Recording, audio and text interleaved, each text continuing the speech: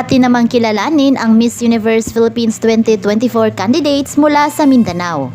Mula sa Bukidnon, si Natasha Bahoyo, 21 years old, na may advokasiyang pangalagaan ang kultura at magsilbing boses ng mga indigenous people. Sa kanyang personality at ganda ay tiyak na isa siya sa malakas na kandidata ngayong taon. Bato naman ng Cagayan de Oro ang 18 years old na si Lynn Irene Lumongo. Mula naman sa Camiguin, si Retiana Rosa, 20 years old, isang entrepreneur at model.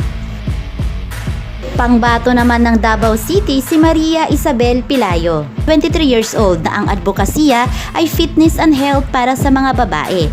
Samantalang representative naman ng Davao del Sur ang single mother na si Johanna Yulo, 39 years old. Siya ang oldest candidate ngayong taon.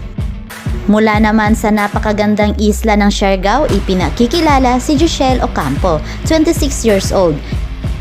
18 years old naman ang pambato ng Pagadian City na si Hershey May Sinet.